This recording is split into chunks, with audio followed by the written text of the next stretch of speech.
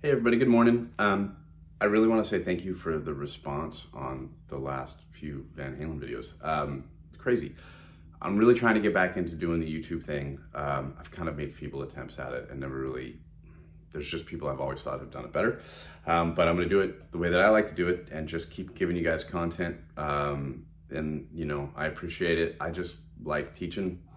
And I just like staying a fan of all these different players and things. So this is kind of a cool outlet for me to do that. So we've had some mentions or comments about fret tapping, or I got some messages about some of the ways that he would do things. So I'm going to pull references or talk about where they came from and just kind of get into it.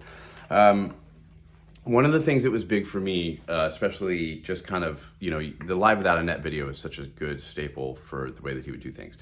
I'm gonna start out with a couple things that were on some other videos, but we'll shift gears as we go through. So when you're thinking about tapping pentatonically, you know, you're thinking of the two pentatonic shapes, but you're here and you're here. So that's 17, 12, and 15, right? So he, of course, he would tap in an up motion. It's a softer hit. It really is. It's crazy. Like you can hear, it just almost makes like one note slightly louder, you know?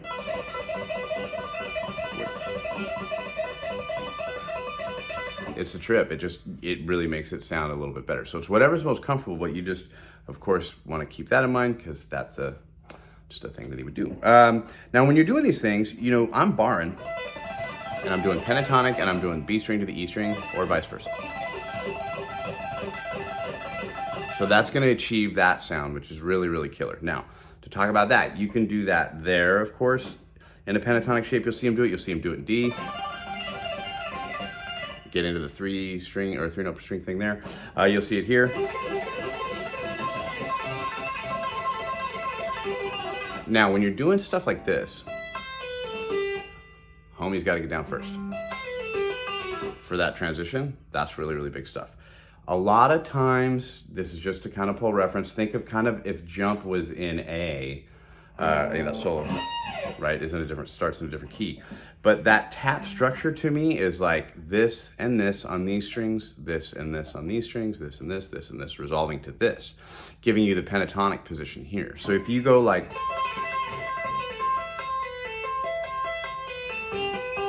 right, and then you can switch to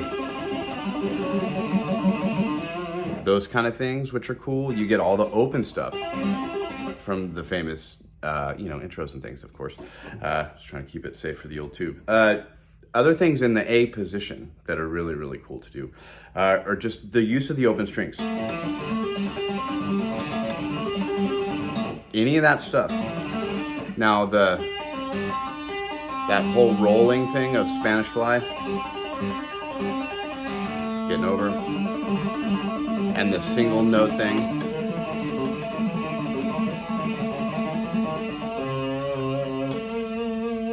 To get that right, you really gotta anchor, homie, at least for me, right? To be able to kind of like nail that thing down. Think of other things that you could do with the open strings. Now, Alex Van Halen said something really cool in his interview about the book. He said Eddie would play in clusters of 6. Man, I've been fascinated with that and counting to 6 and thinking of how the riffs break up with his rhythm playing and the way he swing things. Man, I don't know. Take that, may it serve you well. But I think you guys are gonna find that pretty useful. Like, take Source of Infection.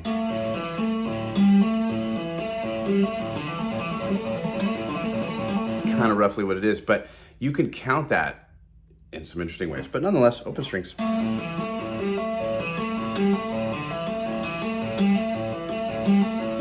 Right, so try to experiment as much as you can with those concepts. Don't be afraid.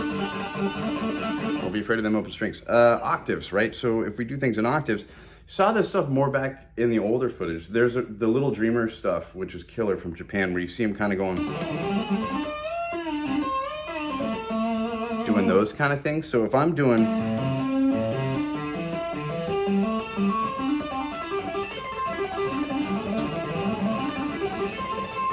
you can change it, you know, make it a little more your own or something. I mean, they're all his. Just kind of the way it is. That low, always fun. So again, octaves tapping. That one's also really, really useful. We talked about some of the linear stuff, but let's do a little bit more of that. So when you're doing the slide, make sure you still get the triplet, and you're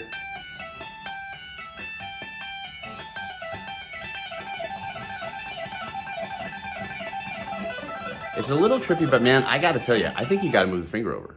I don't think it's like, it's trickier to do that to me. So if you're going, now, to get that timing right, start with one string.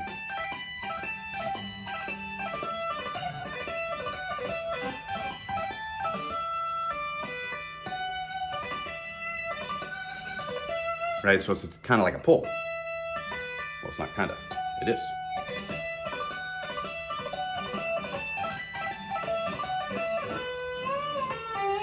Now here you can hit, it's kind of, you know, it depends upon what, you know, context of what chords you're playing over, but you have the standard kind of stuff, you know, and that's reaching more on the bend type of things. So those are all really, really great. And then we'll kind of end it. Again, I still want to do something specifically about like what parts of what he would do in the 84 solo, but some of this other stuff. So this thing here, now look at how, and you got a block, really got a block, and this is all blocking. So you're going,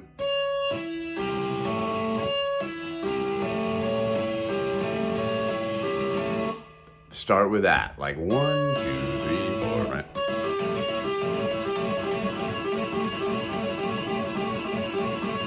And then work on going one fret at a time, just kind of creeping up. I think that's a cool way to get started. And again, that's some stuff that we've kind of covered in other videos, but at the same time, it's important to have it kind of all in one place.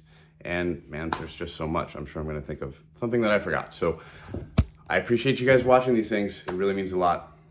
Have a good one.